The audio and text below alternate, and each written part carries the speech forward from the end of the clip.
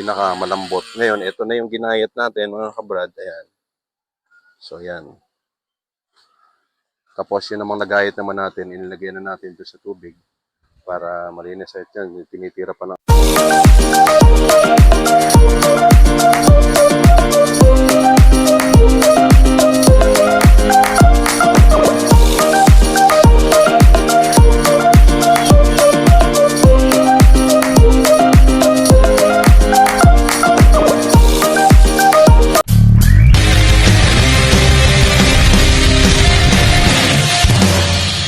Mga kabrad, isang napakagandang umaga po muli sa ating lahat at so ngayon lang ulit tayo mga kabrad nakapag-video dahil mga nakaraang linggo ayun nga nasira yung cellphone natin kaya hindi tayo makapag-video ngayon.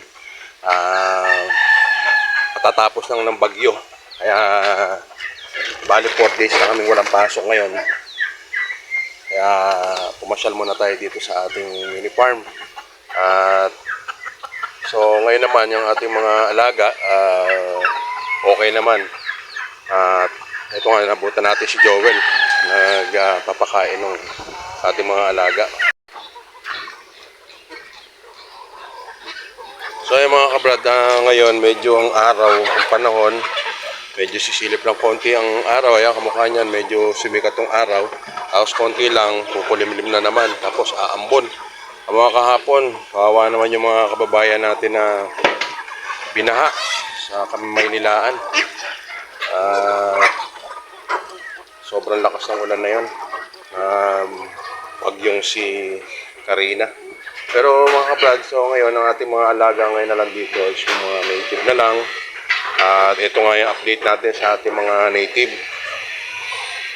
Ito yung lima nating native nung nakaraan at ito nga na gagawin nating inahin ito at saka yung isang babae rito yan ang native natin at tapos ito yung isa nating barako bali ang barako natin mga kabrad dito dalawa pero ito kung siguro sino may makaibig noon itong ating native na to ibebenta na natin to tapos ito yung ating si puti mula nung nanganak tumaas pa uli siya ayan siya. Ito yung anak niya ni Puti. Itong lima na to. Yan. Yung lima na yan. Siya yung anak ni Puti. So ngayon naman si Puti, buntis na to. Mga kabrad. Yan. Buntis na yan. Ito naman si Brown. Dahil kaawat lang natin nung bake doon kay mamaya iikot tayo doon. Ito naman si Brown. Next month mga anak na rin to. So, at itong si Itim na sinubukan natin, bigyan natin din ng second chance. At so ito, malaki na rin yung kanyang tiyan.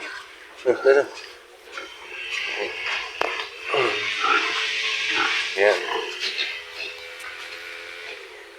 Ito yung si Itim na kung nakaraan niya nakunan na wala lahat yung kanyang mga biik. Pero binigyan natin siya ng second chance para kung sakali baka maging maganda naman. Ayan, kung mapapagmasdan niya mga kabrad ang tiyan niya loob naka-alsa na. So ito naman yung update natin din sa native natin na lechonin mga kabrad. Meron na tayo mga 12 kilos 10 ayan. Meron pa 50 na rin. So meron na rin tayong kahit paano na pwedeng lechonin dito sa ating mga alaga. Yan. Tapos meron naman tayong tirang isang puti na inahin. Ito. Yung kaya siya ganyan ang kulay niya. Meron siyang sugat.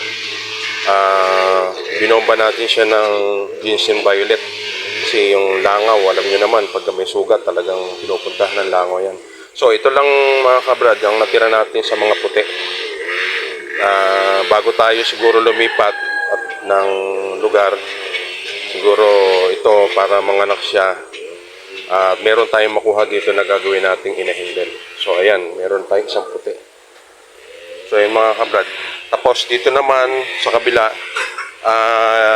yung native naman natin na bagong awat na anak ni Sungit. So tara puntahan natin mga kabrad. So ito yung mga breeder natin mga kabrad. Yan yung mga breeder natin. Yan. Sa paglipat natin, yan ang kukunin natin mga inihin. Kasi mas malalaki na siya, mga kabrad. Mas malalaki na. So, andun pa yung iba sa kabila. Mamaya, ikutan din natin. So, ito mga kabrad, yung dumarating ng mga manok na yan. Yan yung plymouth natin.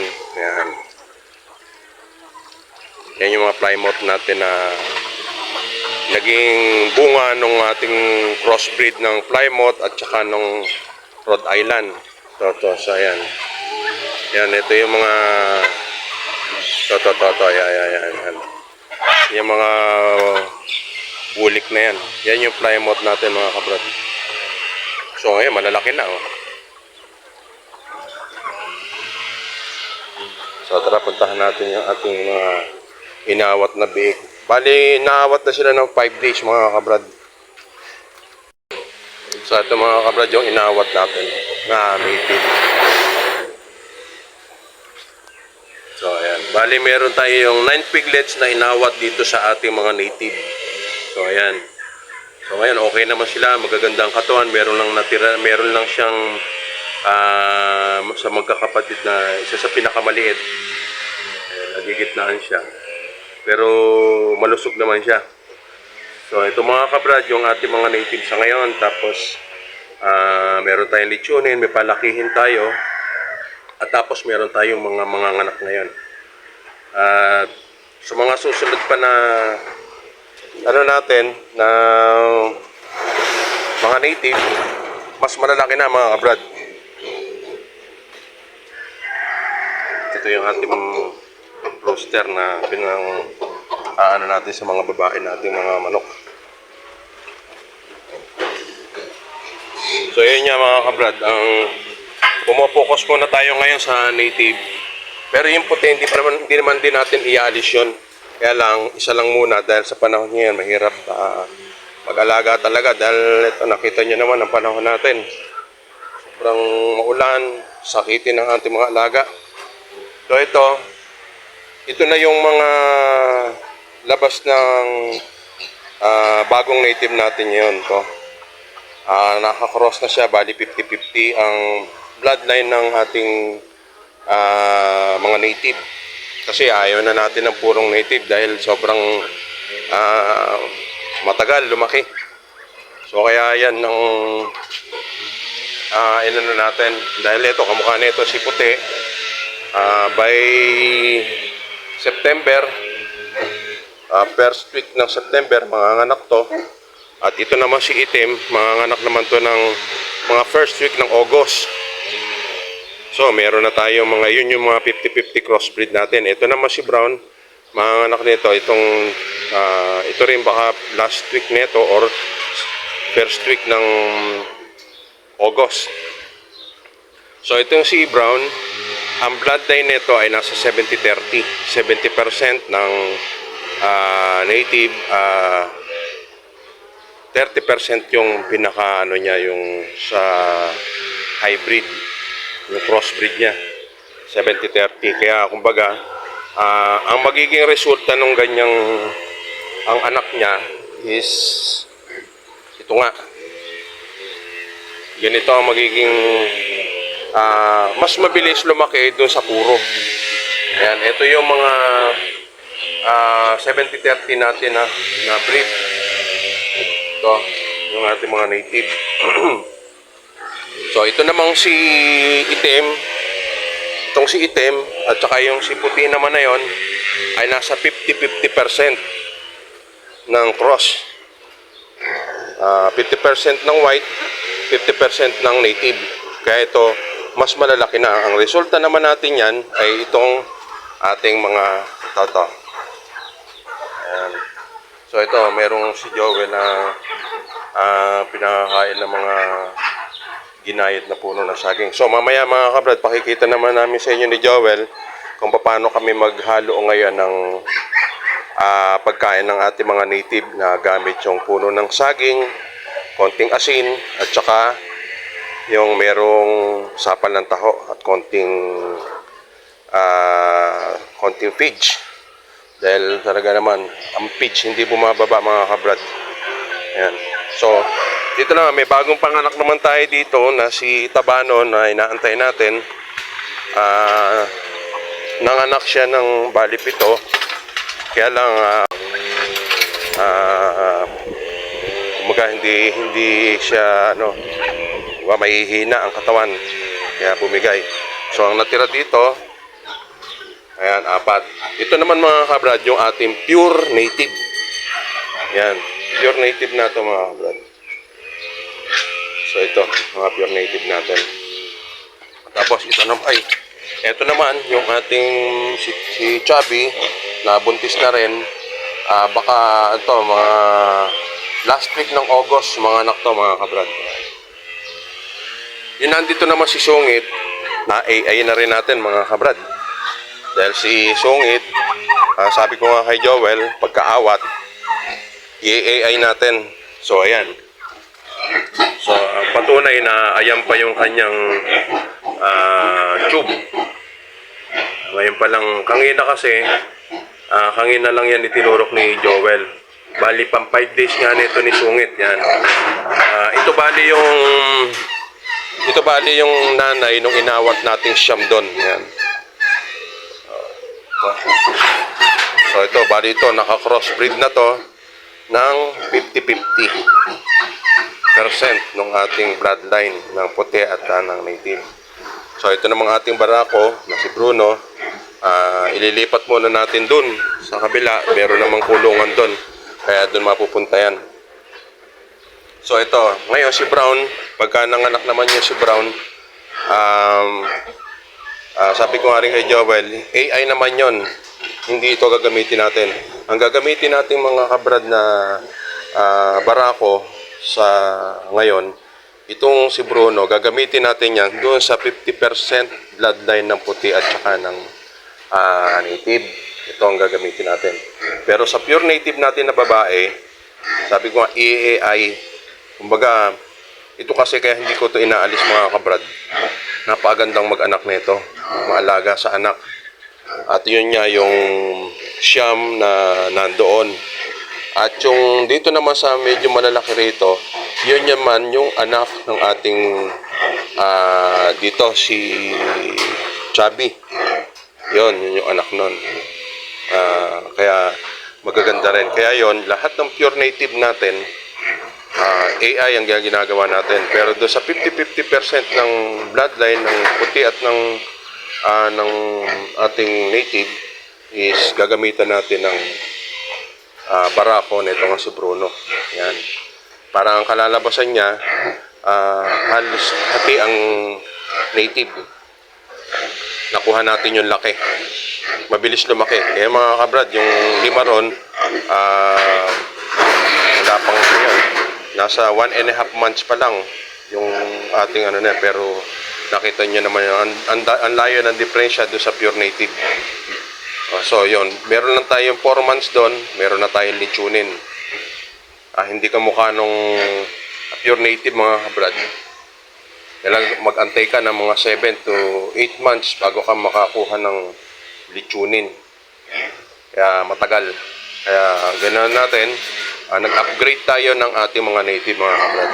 So ayan niya, kapatunay yan na yung ating pure native na si Sungit, in-AI na natin. So ngayon naman mga kabrad, gagawa kami ni Joel ng puno ng saging na gagayatin namin ni Joel. At yun yung ihahalo namin doon sa aming pitch. Kasi puro native na tayo. Kailangan, dahil dito naman puro inahin naman mga kabrad yung ating concentrate native natin.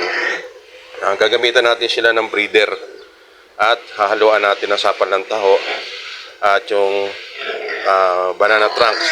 Kasi ang banana trunks nakakatulong yun mga kabrad sa kanilang yung bang iwas sila sa pagtatae.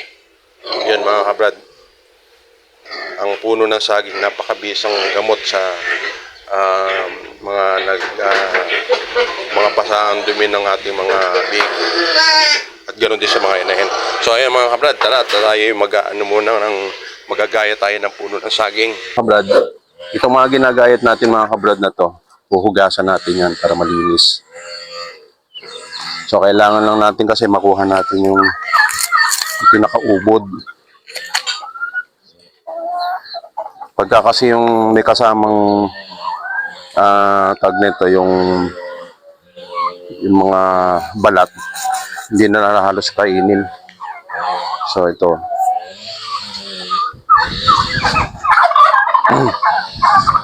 Ngayon, pagka naman to mga kabrad, nagayat ko na, tatadta rin naman ni Joel doon.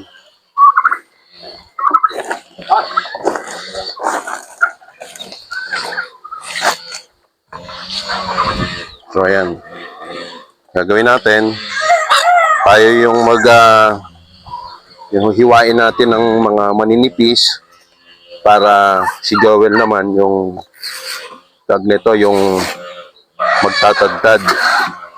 Yan. Kung mapansin nyo talaga, kailangan manipis lang.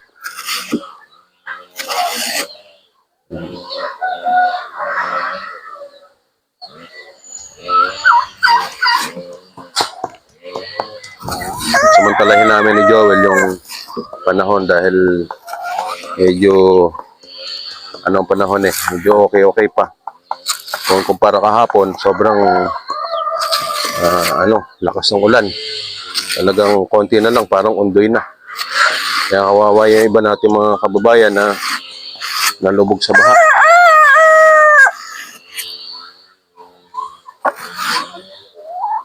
So kailangan natin ito mga kabrad talaga yung kamukha maninipis lang talaga yung hiwa. Kailangan lang talaga mga kabrad matyaga dahil hindi pa pwede rito yung mainipin ka. Kailangan talaga yan, yung maninipis. Kaya ito ang ginagawa namin ni Joel ngayon, rekta na.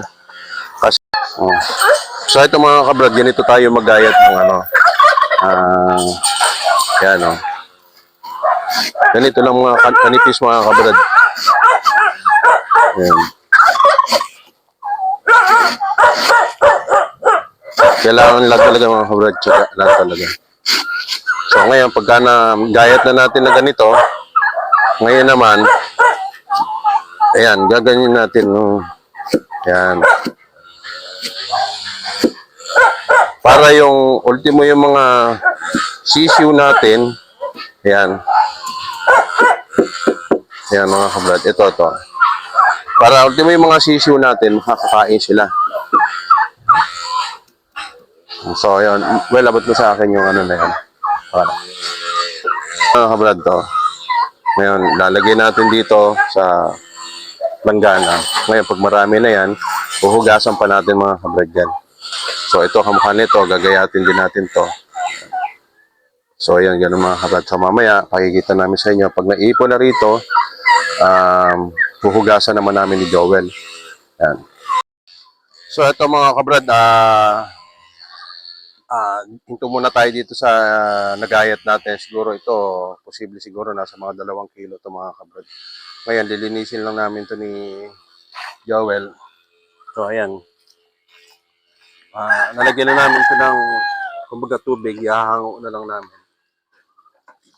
Tapos, titimbangin natin na kung ilang kilo siya para makita natin yung kung gaano karami ilalagay natin page at saka yung sapal ng taho dito. So, ayan. So, ito mga kabrad, titimbangin natin ngayon.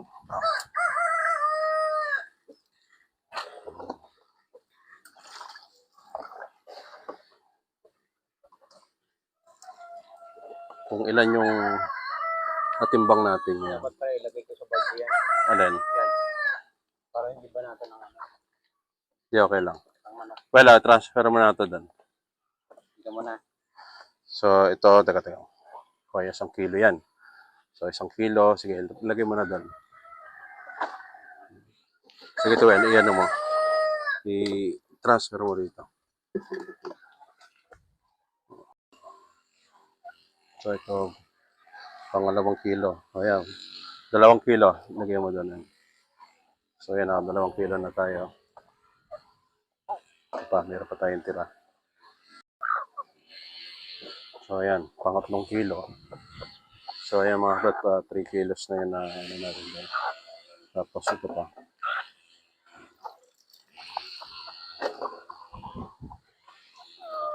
kilo to.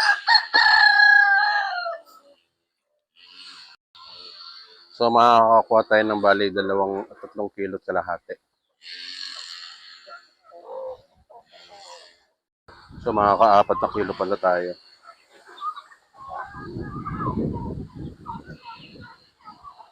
So 4 na kilo mga kabrad, may git. So sakto naman sa 4 na kilo. Yan mga kabrad yung lalamasin natin ngayon mga kabrad. So ayan, okay na. Ngayon ano naman tayo ng sa page. So yung mga kabrad, lipat na lang natin doon. Dahil titimbangin natin yung starter. Nandito kasi starter natin.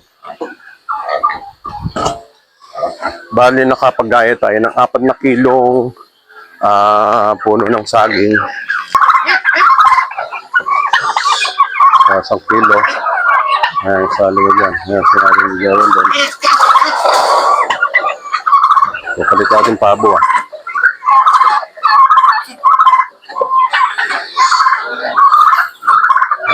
bali, dagdagan mo na lang ng breeder. May breeder ba dyan?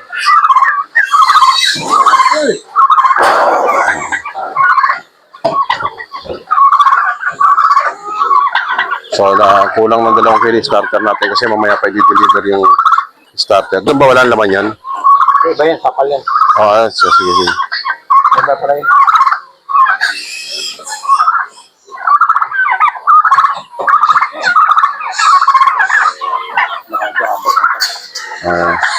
So, bali 2 kilo. Kasama yung... Okay, okay. So, ito mga kabrad, 2 kilong feeds. Tapos, ano may sapal well? Sakal. Oo.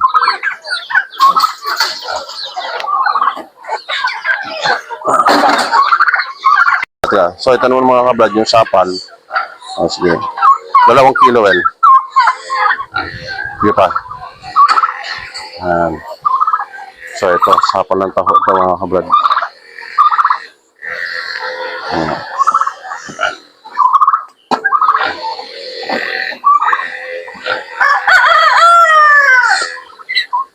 Di ba? So, ayan. Okay, gawin natin 3. Bali, 3, 2, 3, 4. 2 kilong pigs. 3 kilong taho. 4 na kilo ng Ayan, okay. So, ito, okay na yan. Lalamasin natin ngayon to. Yan. Sige, well. So, sa isang pakain natin mga kabrad, dito sa lahat ng mga alaga natin ito, 2 kilong starter, 3 kilong sapal ng taho, 4 na kilo na puno ng saging na ginayat. So, ayan. So, ngayon, tutubigan natin ngayon to. Ipakain ba kanyan? Kaya ating mga alaga, yan, sumusunod kay Joel. So, ito mga kabrad, ang timpla natin dito, 4 na kilo ng banana trunks, tapos 2 kilong starter, 3 kilong sapal ng tao. Tapos ngayon, lalagyan din natin to ng asin. Mga kabrad, konting asin lang para may lasa-lasa to sa Kung meron nga tayong, ngayon kasi hindi tayo nakakabili ng molasses, mas maganda sana kung meron tayong molasses. Pero next time, yun lalagyan natin. So ito yung pakakain natin ngayon dito sa ating mga alaga. Ito mga kabrad, napakalaking katipiran para sa mga alaga natin mga kabrad.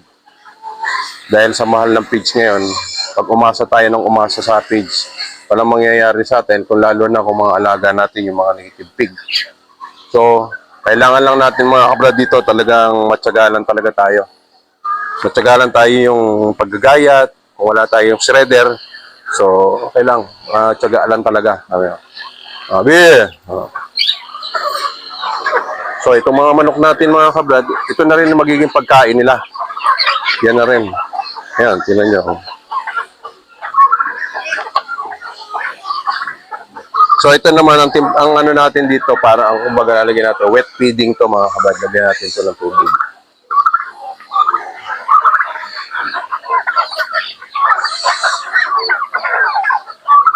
Kasi kinuha na ni Joel yung kanyang panghala. Pick up pa natin yan. Oo. Oh, ito pa tayo. Ito mga kabrad yung asin. Tatansyahin nyo na lang siguro yung ano. Yan. Yan, okay na yan siguro. Ayan.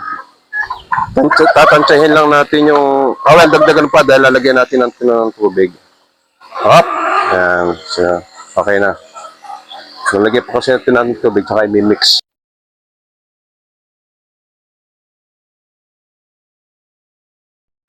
So ito na nga mga kabrad, dahil nawalan tayo ng audio. Ito mga kabrad, hinahalo na natin ng tubig. Kumbaga siguro bahala na kayong tumantya. Pero sa mix namin, ganito yung mix namin. Ganito yung pagkabasa niya kung ganitong kalapot. Kumbaga kami magpakain sa ating mga alagang native tsaka sa ating mga manok at bibi. So ngayon, pakakain na natin sa kanila, sa ating mga alaga. So ito mga kabrad yung timpla natin, ganito siyang kalapot pagka yung napakain natin sila sa ating mga alaga.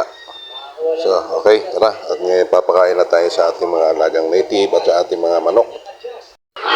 So ito na mga kabrad, pakakain na ni Joel yung ating tinimpla. Yan.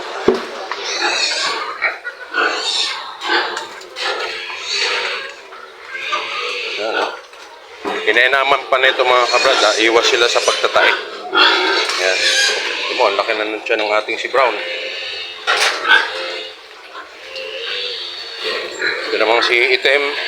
So, yan.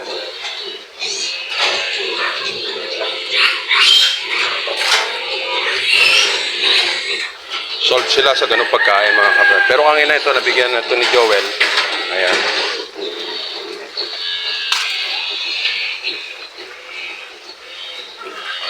Simot-simot na dyan kayo. Pati yung ating puti, yan na rin ang pinakain natin sa kanya.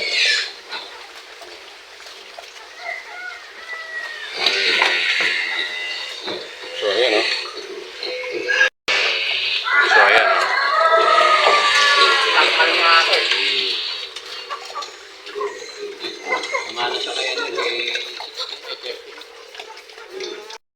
Ang ganda ng katawan na naman ng ating si Item, mga kabrad.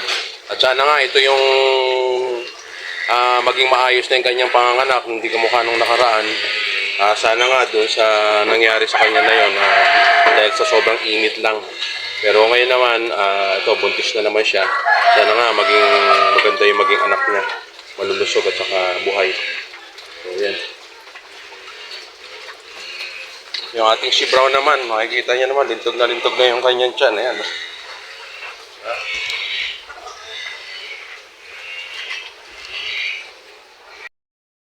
So, ayun nga mga kabrad. Sana at least kahit papano, meron tayong share sa inyo at natutunan kahit konti, nakaalaman kung paano tayo makakatipid dito sa ating mga pakain ng ating mga alagang manok o bibi. At dito rin sa ating mga native. So, yung pakain natin na yung tinimpla natin mga kabrad na yon ay isang pakainan lang dito sa ating mga alagang sa ating mga manok. Yan mga kabrad, dito sa ating mga alagang pabo, manok, bibi, sama-sama na sila dyan. Tapos dun sa ating mga native na yon na pinakain natin, ayan, dito rin sa ating mga native. Basta sa lahat ng mga native, at sinama na rin natin yung ating isang inahin. Bali, ang nagayat natin kanina, tinimbang natin, bali pumatak ng 4 na kilo. 4 na kilong banana trunks. At 2 kilong starter, peach, at saka 3 kilong sapal ng taho. So, marami na pakain natin mga kabrad yun. Dito yung mga alaga nating manok. So, ito nga yung ating mga alaga. Ayan o.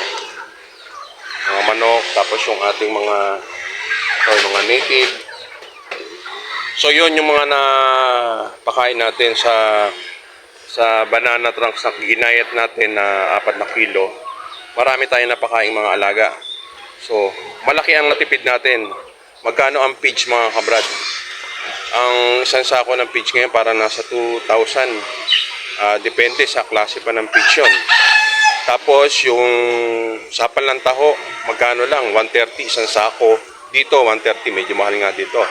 At tapos yung ating ginayat na puno ng saging, nakukuha lang natin sa tabi-tabi. So, 4 na kilong puno ng saging at 2 kilong peach at 3 kilong sapal ng taho. Napakain na natin yung bali ilang inahin natin to. Nasa bali ang alaga natin dito mga kabrad. 10 bali 7, 8, 9. Siyam na inahin natin mga kabrad dito na 8 native at 1 puti. At meron tayong mga native na 5 piraso. So, yun yung napakain natin sa ibig nakatipid na kagad tayo doon ng 4 na kilong banana trunks. Yun mga kabrad, kailangan natin talaga na gumawa ng paraan, gumawa tayo ng diskarte kung paano tayo makakatipid para sa pakain ng ating mga alaga. Dahil sa mahal ng bilihin ng peach, lalo na ngayon nagbagyo, lalong magmamahal na naman yan ang mga produkto na yung sangkap sa mga ginagawang feeds. So, doon sa ginawa natin na yon, malaki ang matitipid natin mga kabrad. Kaya kung kayo may mga alagang native, o mga mga manok or bibi, so yun yung mga ginagawa natin pakain sa kanila. Kung mapapansin nyo, nakita nyo naman, gustong-gusto na ating mga alaga. So, makakatipid kayo. So, yun lang mga kabrad. Sana at least kahit paano, merong kayong natutunan at yung sana pagdamutan nyo yung ating share para sa kaalaman mga kabrad. Dagdag kaalaman. Pero marami na rin siguro gumagawa niyan. Kaya lang siyempre iba yung kanya-kanya tayo ng pamamaraan kung paano natin titimplahin yung ating mga peach. Ganun. Pero iisa lang naman din yung hangarin ng ating mga kaibigan na gumagawa din nun ay isa lang kundi makatipid ang mga nag-aalaga na kamukha natin. Kaya mga brad, muli maraming salamat. God bless po sa ating lahat.